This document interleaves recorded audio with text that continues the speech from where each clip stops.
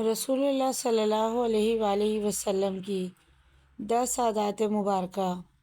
آنکھوں کا مساج، کھانا کھانے کے بعد پانی نہ پینا، کھانے کے بعد کچھ دیر بیٹھے رہنا، جسم کا پورا نظام 11 سسٹم پر۔ آج میڈیکل سائنس بتاتی ہے، آج علم و تحقیق سے جو باتیں سامنے آئیں۔ رسول اللہ صلی اللہ علیہ وآلہ وسلم کی 10 عادات مبارکہ۔ آپ صلی اللہ علیہ وآلہ وسلم پوری حیات طیبہ بیمار نہ ہوئے۔ آپ صلی اللہ علیہ وآلہ وسلم کی عادات۔ نمبر 1، صبح جلد اٹھنا۔ رسول اللہ صلی اللہ علیہ وآلہ وسلم صبح جلدی اٹھ جایا کرتے تھے، بلکہ ایسی کوئی روایت نہیں ملتی کہ آپ کی کوئی تہجد بھی کبھی قضا ہوئی ہو۔ سورج نکلنے سے قبل کا وقت 1 گھنٹہ آکسیجن سے بھرپور ہوتا ہے۔ آج سائنسی تحقیق کے اعتبار سے، صحت کے اعتبار سے 24 گھنٹوں میں ہی سب سے اچھا وقت ہوتا ہے، جس میں آپ کو زیادہ سے زیادہ آکسیجن دینے کا موقع ملتا ہے، جو آپ کی صحت مند زندگی کے لیے ایک بہترین مفید عمل ہے۔ نمبر 2، آنکھوں کا مساج۔ صبح نیند سے اٹھنے کے بعد آپ آنکھوں کا مساج فرمایا کرتے تھے۔ جسم کا پورا نظام 11 سسٹم پر مشتمل ہوتا ہے۔ نیند سے اٹھنے کے بعد یہ سسٹم بحال ہونے میں 11 سے 12 منٹ لیتا ہے، لیکن اگر آپ آنکھوں کا مساج کریں تو یہ سسٹم 10 سے 15 سیکنڈ میں بحال ہو جاتا ہے۔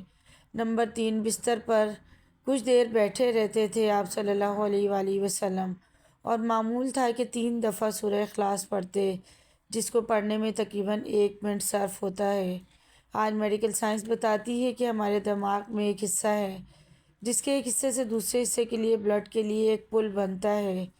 اس طرح اس پل کے ذریعے سے ہی ہمارے پورے دماغ کو خون کی سپلائی بحال ہوتی ہے، جہاں سے ہمارے تمام تر اعصاب یعنی پورے جسم کنٹرول ہوتا ہے۔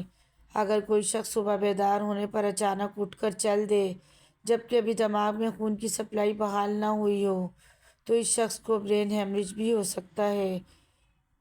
جسم میں اچانک جسم کے کئی حصوں کا مفلوج ہو جانا، فالج ہونا بھی شامل ہے، جبکہ اگر وہ صرف 1 منٹ بیٹھا رہے کہ اس کے دماغ میں خون کی سپلائی بحال ہو سکے تو بہت سے پیچیدہ مسائل سے بچا جا سکتا ہے۔ یہ باقاعدہ ایک سائنس ہے۔ ایک حدیث مبارکہ کے پیچھے بہت سے پروفیسر ڈاکٹرز کی ریسرچ شامل ہے، جس میں غیر مسلم ریسرچرز بھی ہیں۔ انہوں نے کہا کہ ہمیں محمد صلی اللہ علیہ وآلہ وسلم کی اس سنت کے مطابق صبح اٹھنے کے بعد بیڈ پر تھوڑی دیر بیٹھے رہنا چاہیے، جس سے ہمارا دماغ ایکٹیو ہو کر جسم بھرپور رہنمائی حاصل کرنے کے قابل ہو جاتا ہے۔ اس سنت مبارکہ پر جہاں بہترین اجر و ثواب ہے، وہاں صحت کا راز بھی ہے۔ آپ صلی اللہ علیہ وسلم کی عادت تھی کہ دوپہر کے کھانے کے بعد 1 گھڑی کے لیے 20 سے 25 منٹ لیٹ جایا کرتے۔ اس کا فائدہ یہ ہے کہ تقریباً 68% افراد میں جب وہ لنچ کرتے ہیں تو ان کا معدہ تھوڑی مقدار میں الکحل پیدا کرتا ہے۔ ایسے میں اگر انسان چل پھر رہا ہو تو وہ چکرا کر گر سکتا ہے یا اس پر خمار کسی کیفیت طاری ہو جاتی ہے۔ یہی سبب ہے کہ آپ ہمیشہ دوپہر کے کھانے کے بعد اپنے آپ کو تھوڑا بہت بوجھل محسوس کرتے ہیں۔ اگر ہم کچھ دیر لیٹ جائیں تو الکحل سے پیدا ہونے والے خمار کا ذہن پر زیادہ دباؤ نہیں آئے گا اور وہ جسم کے فنکشن کے لیے زیادہ فعال رہے گا اور ہم کسی بھی حادثے سے بچ سکیں گے۔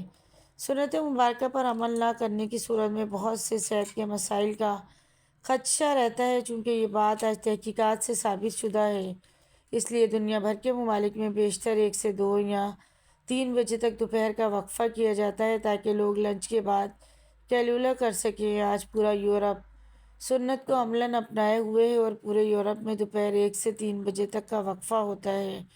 انہوں نے سنت رسول پر ریسرچ کی، اپنایا اور ہم سے کہیں بہتر صحت کا معیار رکھتے ہیں۔ نمبر 5، کھانے سے پہلے پھل نوش فرمانا۔ آپ صلی اللہ علیہ وسلم کھانے سے پہلے فروٹ نوش فرمایا کرتے۔ آپ صلی اللہ علیہ وآلہ وسلم کی عادت مبارکہ تھی کہ آپ کھانے کے بعد پھل نوش نہ فرماتے۔ مختلف پھلوں میں 90 سے 99% تک پانی کی مقدار ہوتی ہے۔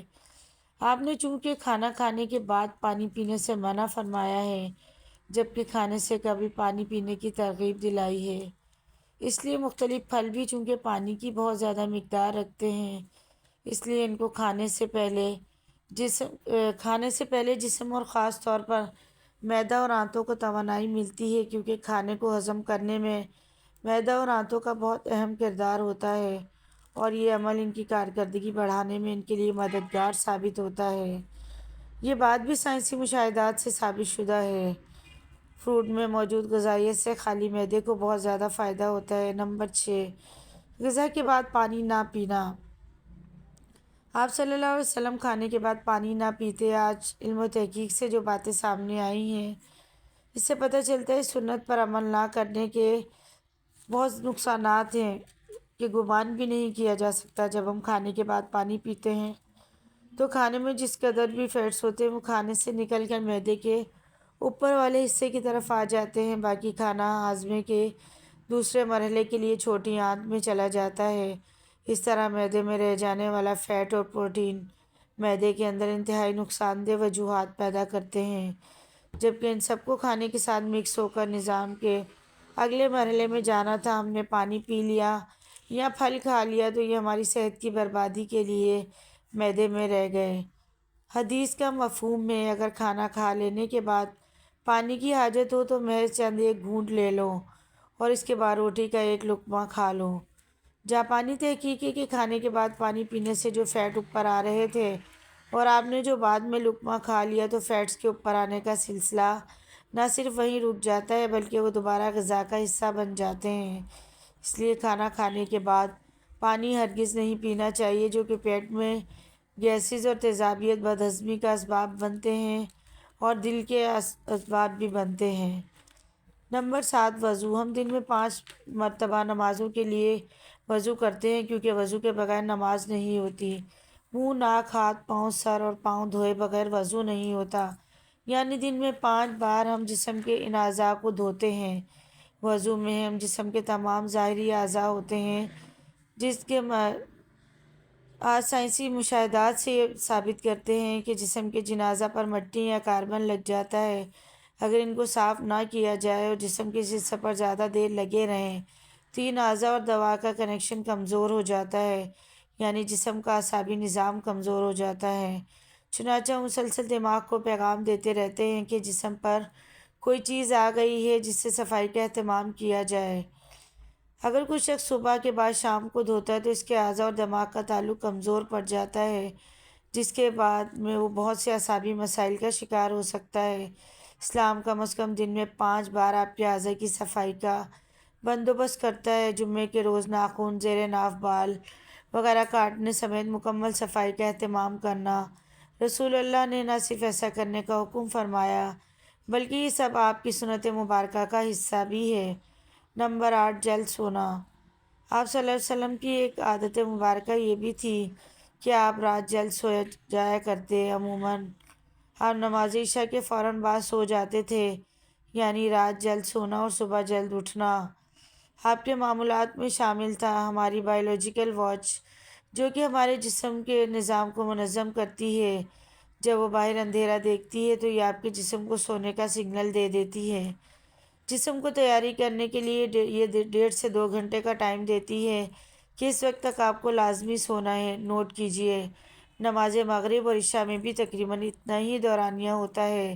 اس کا فائدہ یہ ہوتا ہے کہ آپ کے جسم کے اندر بائیولوجیکل واچ کے تحت ایک ڈاکٹر جاگ جاتا ہے جو آپ کے پورے جسم کی مینٹیننس کرتا ہے۔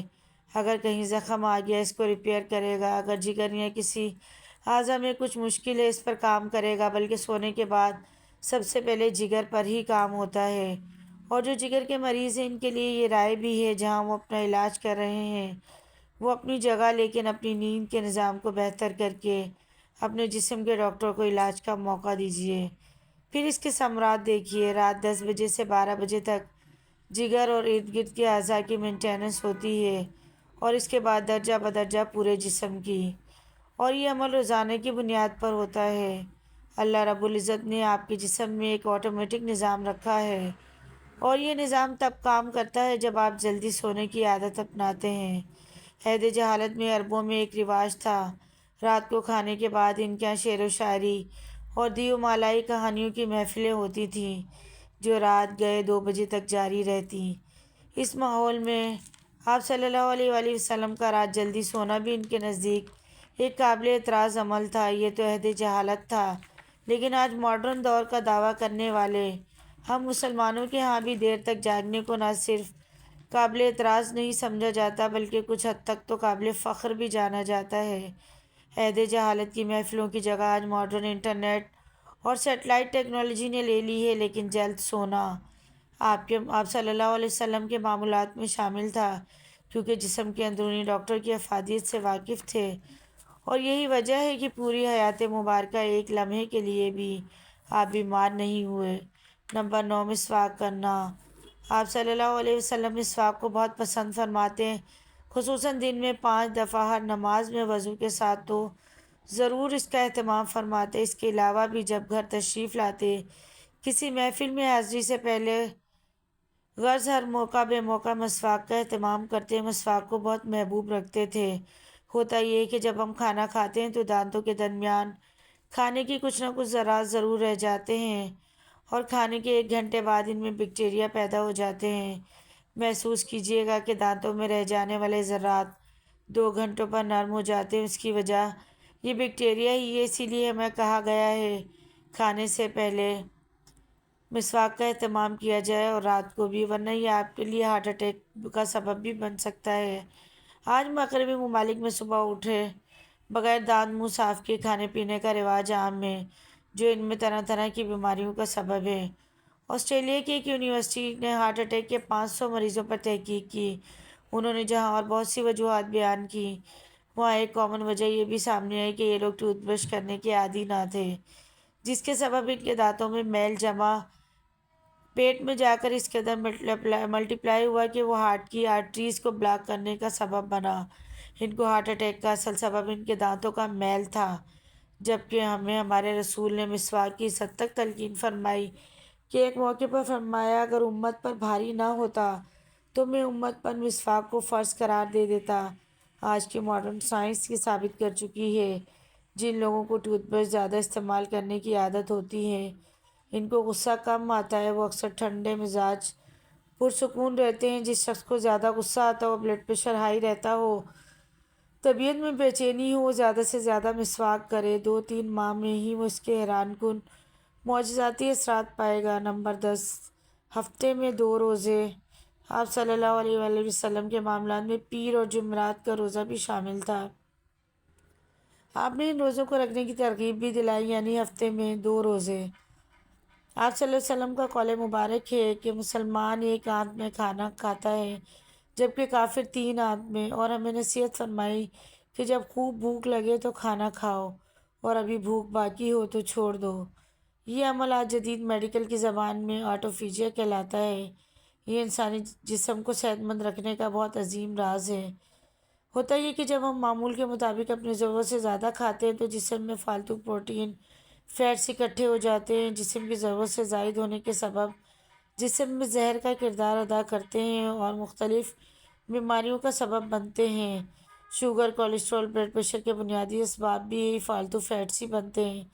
جب آپ کو بھوک لگتی ہے کہ جسم کے ہینگر جوسز، یعنی جسم میں کھانا ہضم کرنے کا نظام پوری طرح تیار ہو جاتا ہے۔ اگر ہم نے 100 لقمے کھانے تھے مگر 70 پر ہاتھ روک لیا تو جن لقموں کی ہم کو ضرورت تھی، جسم ان کو ایکسٹرا پروٹین اور فیٹس کھا کر پورا کرتا ہے اور اپنے خود کار نظام کے تحت زہر کو ختم کرتا ہے۔ آپ صحت مند رہتے ہیں۔ اب جب 3 روز کچھ کوتاہی ہو گئی، آپ نے 1 روزہ رکھ لیا، تو دن بھر کے طویل روزے کے باعث اس عمل کو ایکٹیو ہونے کا بھرپور موقع ملتا ہے۔ پھر تو روز کے معاملات اور جمعرات کا پھر روزہ، یعنی ہفتے میں 2 روزے اگر رکھے جائے تو بیماری کرنے والے سیل آٹوفیجیا کا عمل ہفتے میں 2 بار دہرائے جانے کے باعث اکٹھے نہیں ہو پاتے، آپ صحت مند رہتے ہیں۔ آج ہم سائنسی تحقیقات پر بہت یقین رکھتے ہیں۔ ہم اس انتظار میں ہیں کہ سائنس سنت مبارکہ کو پروف کرے تو ہم اللہ کے رسول کی سنتوں پر عمل کرنا شروع کریں۔ حقیقت یہ ہے کہ سائنس رسول اللہ کی سنتوں سے بہت پیچھے ہے، اور آپ کی ساری حیات طیبہ سنتیں ہمارے لیے مشعل راہ ہیں، اور انہی میں ہمارے لیے دنیا اور آخرت کی کامیابیاں اور راحتیں ہیں۔ ترجمہ: اے مسلمانوں، تمہارے لیے اللہ کے رسول کی زندگی میں ایک بہترین نمونہ ہے۔ اللہ پاک ہم سب کو صحت مند زندگی عطا فرمائے اور ہمیں ایمان کی دولت سے مالا مال کرے، آمین۔ مزید ایسی اچھی ویڈیوز کے لیے چینل کو ضرور سبسکرائب کریں۔ ویڈیو پسند آئے تو لائک شیئر کمنٹ